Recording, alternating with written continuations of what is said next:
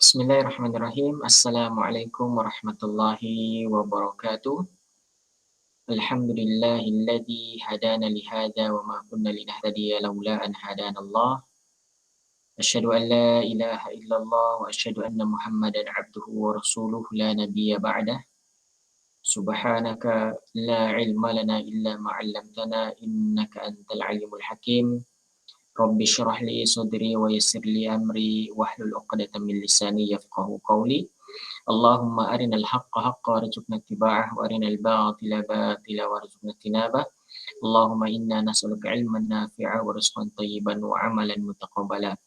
Alhamdulillah, puji dan syukur kepada Allah Subhanahu wa taala atas segala nikmat, nikmat keimanan, nikmat kesehatan yang diberikan kepada kita semua sehingga pada hari ini alhamdulillah kita masih diberikan keimanan sehingga kita menjalankan aktivitas kita sebagai seorang muslim ya, yang wajib untuk bekerja dan juga wajib untuk beribadah kepada Allah Subhanahu wa taala. Salawat serta salam atas junjungan kita Nabi Allah Muhammad sallallahu alaihi wasallam. Semoga tercurah juga kepada para keluarganya, para sahabat-sahabatnya dan kita termasuk para pengikutnya. Amin ya rabbal alamin. Oke, apa kabar sahabat-sahabat, ikhwah-ikhwah Tahsin Pinang ya, yang dimuliakan Allah Subhanahu wa taala. Ana mohon maaf ya sebab beberapa kali hari Sabtu tidak sempat ya untuk melaksanakan program kita seperti biasanya Tahsin Pinang disebabkan ada beberapa aktivitas online juga yang harus ana hadiri pada malam tersebut. Jadi beberapa minggu ini agak terkendala. So untuk kita menggantikan hari yang terkendala itu, Ana nak cuba sampaikanlah melalui video seperti ini. Mudah-mudahan ada manfaatnya sehingga nanti mudah-mudahan kita dapat bersua kembali ya, walaupun masih dalam virtual insyaallah. Oke, jadi kalau kita perhatikan sahabat-sahabat semua ikhwafillah yang dirahmati Allah Subhanahu wa taala, sekarang ini 16 Agustus kita berada pada tanggal 7 di bulan Muharram. Dan bulan Muharram ini Allah sebut dengan Syahrullah ya. Allah menisbatkan bulan Muharram ini dengan Syahrullah, maksudnya bulan Allah ya. Jadi kalau kita perhatikan ya, apa-apa saja yang dikaitkan dengan nama Allah maka dia merupakan satu perkara yang mulia ya, yang mempunyai keutamaan di sisi Allah Subhanahu wa taala. Contohnya Baitullah ya, kemudian Rasulullah dan lain sebagainya ya. Dan bulan Muharram ini telah menjadi kesepakatan ya di zaman Khalifah Umar bin Khattab bahwasanya bulan Muharram ini merupakan bulan pertama tahun Hijriah ya. Dan bulan Muharram ini merupakan juga salah satu di antara 4 ya, bulan haram ya, bulan haram. Jadi kalau kita perhatikan nama bulan Muharram ini sendiri maksudnya adalah diharamkan ya, dari kata haram ya. Jadi ini untuk memperkuat sebenarnya bahwasanya di bulan haram ya, bulan Muharram ya, kemudian bulan Zulqa'dah, bulan Zulhijjah ya, dan juga bulan Rajab, kita dilarang untuk melakukan dosa pada bulan-bulan tersebut ya. Ibnu Abbas mengatakan dalam menafsirkan ayat Al-Qur'an tadi ya, surah At-Taubah ayat yang ke-36, maksudnya dan janganlah kamu menzalimi dirimu dalam bulan-bulan itu, yaitu di seluruh bulan. Kemudian Allah mengkhususkan di antara bulan-bulan itu yaitu 4 bulan tadi ya.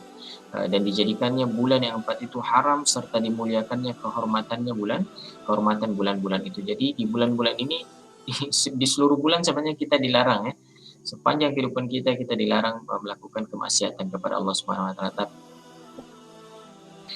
Lebih menegaskan lagi sebenarnya ya, untuk kita tidak berbuat kemaksiatan, berbuat dosa di bulan yang 4 ini, bulan haram, Zulqa'dah, Zulhijjah, Muharram dan juga bulan Rajab. Kenapa? Ketika kita melakukan dosa atau keharaman pada bulan-bulan yang 4 itu, maka dosanya akan jauh lebih besar lagi daripada bulan-bulan lainnya ya.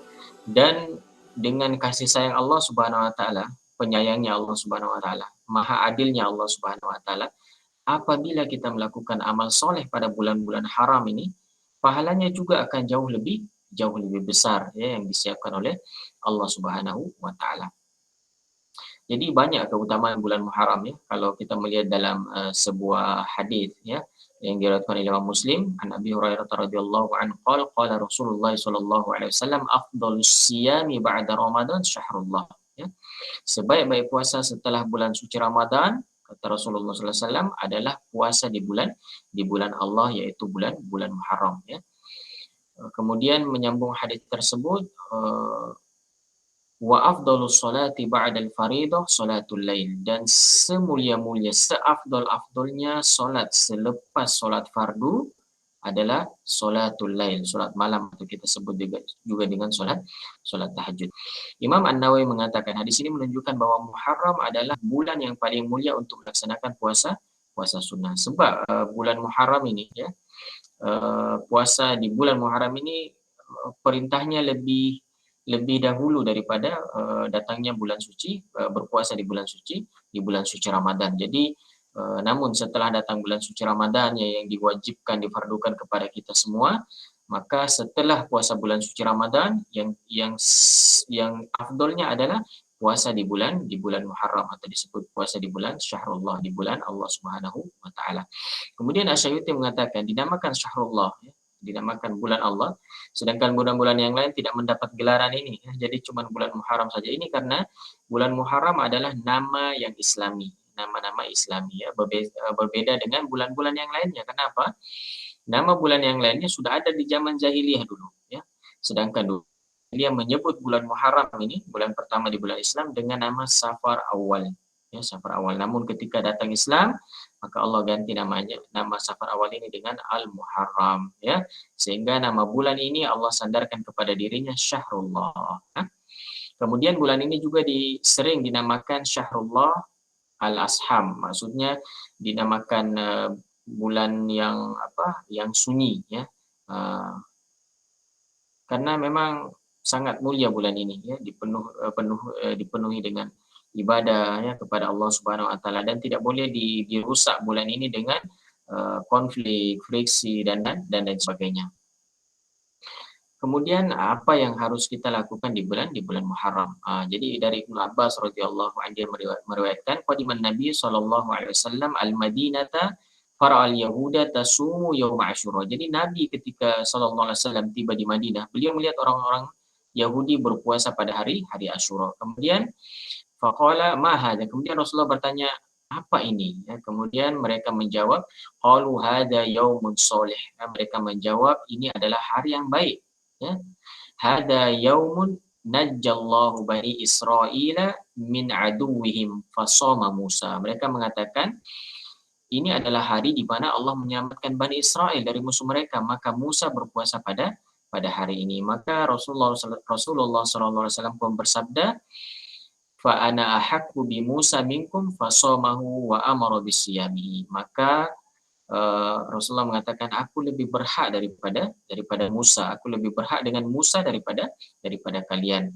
Beliau kemudian berpuasa pada hari itu dan menyuruh seluruh para sahabatnya juga berpuasa pada hari itu. Namun dalam riwayat Ahmad ada tambahan, dia mengatakan ini adalah hari di mana perahu Nabi Nuh alaihissalam berlabuh di Bukit Judi ya.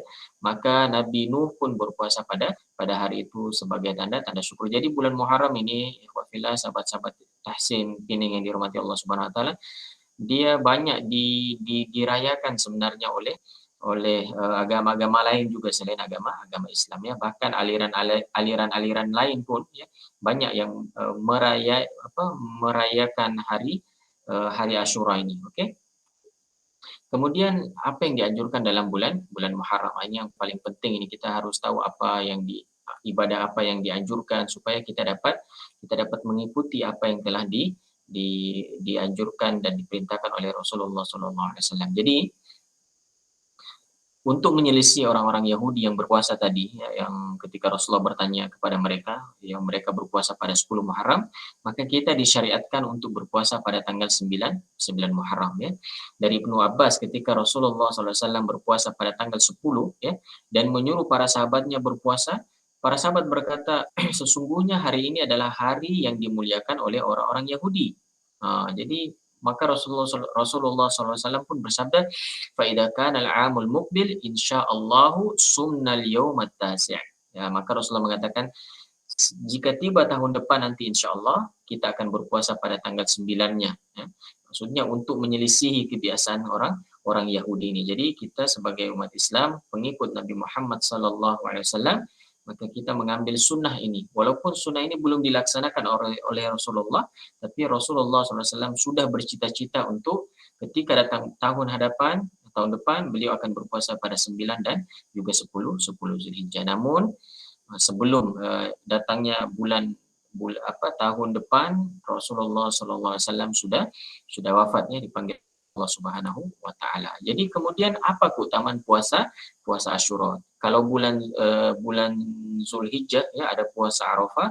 Ya, ketika Nabi SAW ditanya tentang su'ila an saumi Arafah, maka Rasulullah mengatakan yukaffiru sanatal madiyah wal baqiyah. Puasa Arafah ini dia menghapuskan dosa setahun yang telah berlalu dan setahun yang akan datang ya.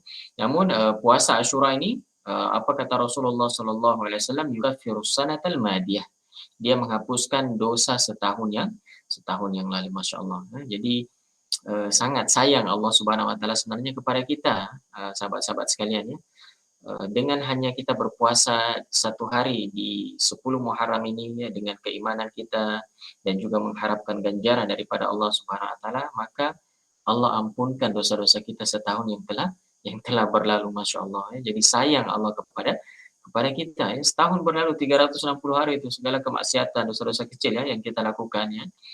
Apabila kita betul-betul melaksanakan puasa pada 10 Muharram ini, maka yukaffiru sanatal madiyah, diampunkan ya, dibersihkan oleh Allah Subhanahu wa taala dosa-dosa kita setahun yang lalu. Jadi ana mengajaklah kepada diri ana sendiri dan juga kepada kita semua ya, untuk kita memanfaatkan 10 Muharram ini untuk sama-sama kita berpuasa. Namun kita dahulukan dengan 9 Muharram ya. 9 dan juga 10 Muharram untuk kita mengambil peluang yang Allah Subhanahu wa taala berikan. Kita menjemput kasih sayang Allah Subhanahu wa taala yang Allah hulurkan kepada kita ini dengan cara apa?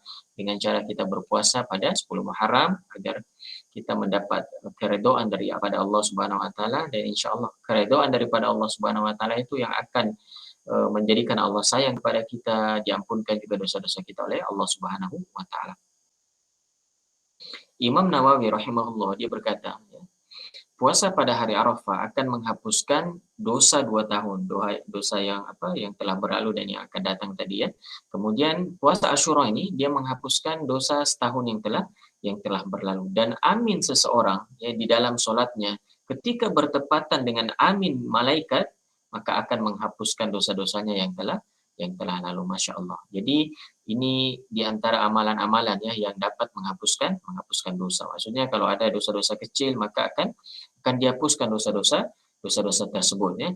Namun jika tidak ada dosa kecil ya maupun dosa besar, maka akan dicatat untuknya beberapa kebaikan, Masya Allah. Jadi contoh, ada seorang hamba yang tidak melakukan dosa, contohlah tidak melakukan kemaksiatan, maka ganjaran daripada puasa ini ditambah amalannya. Nah, dicatatkan amalannya, beberapa kebaikan dicatatkan untuknya dan ditinggikan derajatnya di sisi Allah Subhanahu wa taala. Tetapi jika ada satu dosa besar ya atau lebih dan tidak ada dosa-dosa kecil. Jadi contohnya ada seorang hamba yang melakukan dosa besar dan tak ada dosa-dosa kecil.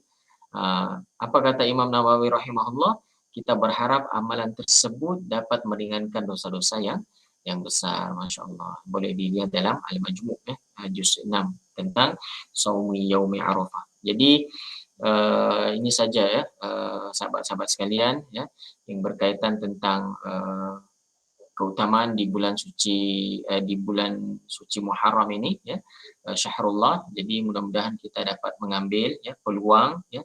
Untuk apa? Yang pertama adalah dengan kita memperbanyak amal soleh pada bulan Muharram ini, dan kita berusaha untuk meninggalkan segala jenis bentuk kemaksiatan kita kepada Allah Subhanahu wa taala. Dan jangan lupa kita berpuasa ya pada 9 dan juga 10 Muharram, dan mari kita ajak sahabat-sahabat kita, ajak ahli keluarga kita, istri kita, anak-anak kita untuk kita berpuasa bersama-sama. Jadi semoga dengan amalan yang kita lakukan ini menjadi wasilah, menjadi perantara untuk Allah Subhanahu wa taala dapat memasukkan kita ke ke dalam jannahnya kelak insya-Allah. Dan kita berharap semoga kita semua, sahabat-sahabat semua Tahsin Pinang ini, kita berharap kita dapat ya, bertemu di dunia dan juga kita dapat berkumpul di akhirat nanti insya-Allah.